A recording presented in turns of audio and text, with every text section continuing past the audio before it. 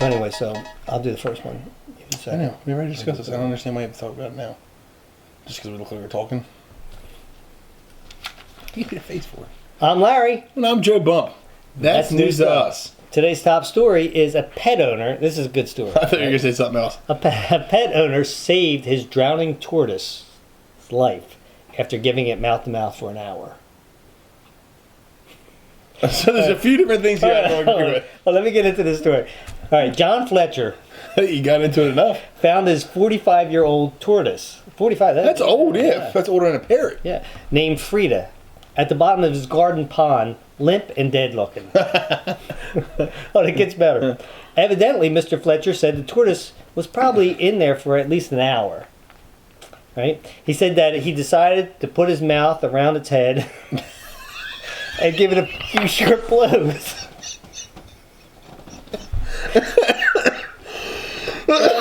That's very inappropriate. Well, I guess it worked because about a teaspoon of water then it twitched, and eventually, after he did this for about an hour, he brought it back to life.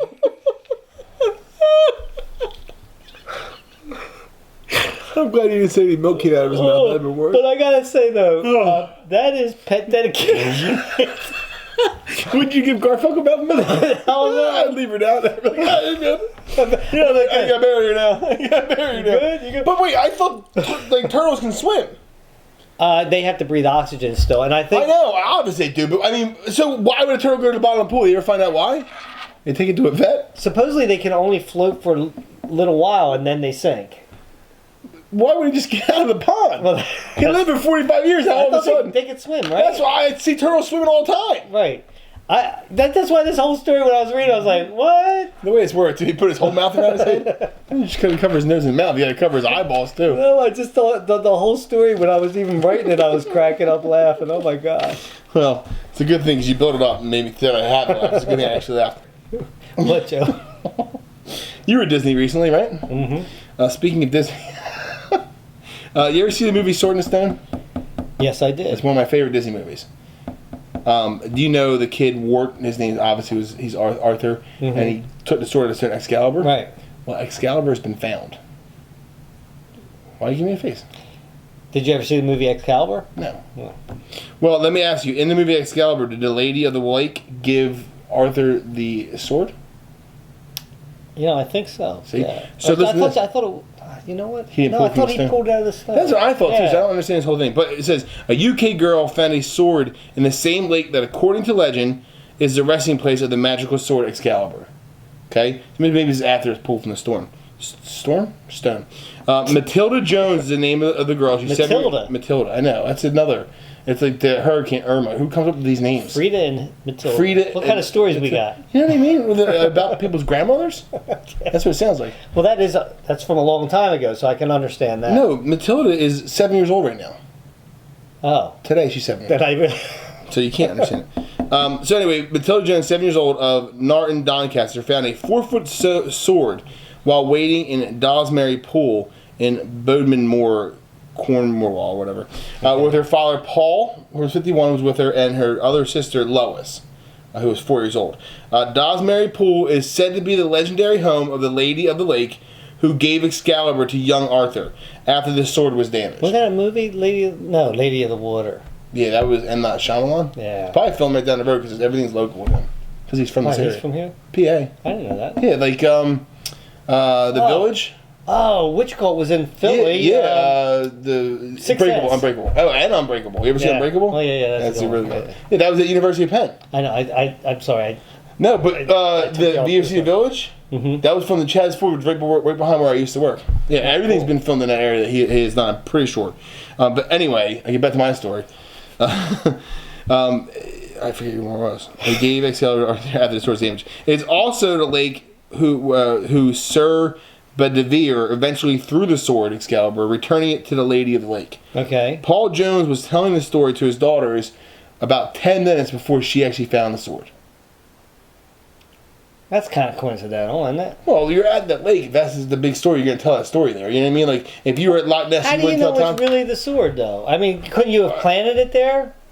Yeah, like somebody from the 50s or whatever. Not even that. 10 years ago. Their dad. Nah, it was an old sword. I'm sure they're gonna check it. Flea market. I'm sure they're gonna go check it out somewhere. I mean, but they'll probably do like a whole like History Channel show on it or something. What's the chance of that though? I don't know. I just tell my kid the story. Yeah, I'm gonna start telling my kid a story about. Hey, did you hear about this $1 million diamond that was lost around here? So and then all of a sudden, ooh, there's the diamond. Well, there's two ways to think about this, right? One, if you were going to Loch Ness, and your son Tom did not know the story about Loch Ness, you're going to would you not tell him the story? Right? Of course you would. That's true. Secondly, doesn't mean he's going to see it 10 minutes later. No, but secondly is they're at this lake. He doesn't bring it up at all because he doesn't care about anything, and he's not a good dad. No, I'm just kidding. And they find the sword. And as he's recanting the story to the news people, he adds that little tidbit to make it more entertaining. That also could happen. So you don't know. Right. I mean, no, I don't know how. I mean, I don't know how true the story could be. If there's a sword actually in the stone, I don't know any of it. I know there's one in Disney World right by that stupid carousel. Can you stop interrupting me for 1 second? And I couldn't get it out. I didn't say up. I think you should do a follow-up story on this. Like right now? No, when it. I'm sure that they're going to grab it and test it. Yeah. Why wouldn't they? Right. But my guess would be they'll put it on like one of those shows like Finding Bigfoot. You ever see those shows that? Which it cracks me up because that's like 7 seasons in. Yeah. I still haven't freaking found it. Of course not. I mean, give me a break. Who still watches that show? Because it's like YouTube fake. Just saying. Yeah. So, Joe, in other news. Larry, I'm looking forward to hearing this story. Yeah.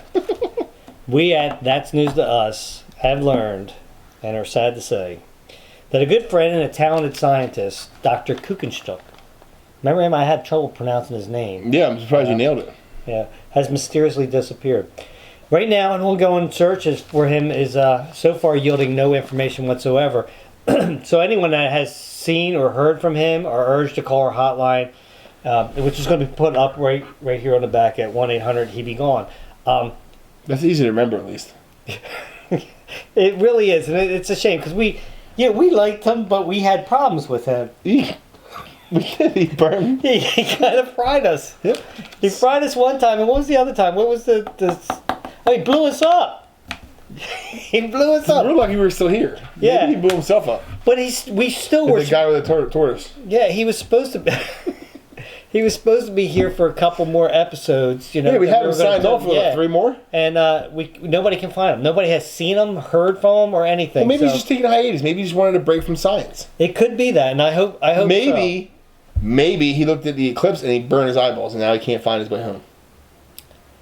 If he's a science guy, I think he'd be smart enough not to do that. That's true too. I even knew not. That would be something that we would do. Like you did it. Burn his retina. Yeah. No, but seriously, no.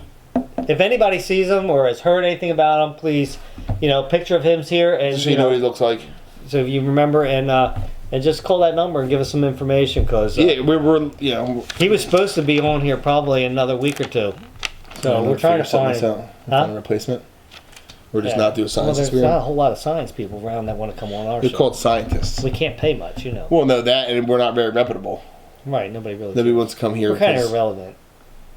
I mean, I'll admit to ourselves. Yeah. That doesn't mean much to a scientist. Because they're all like, oh, I'm a scientist. I know everything. And, oh, you guys are doing I think we kind of offended him the one time when we were doing He blinded me with science. He blinded me with science. Yeah. Well, it's a song about what he does. Yeah.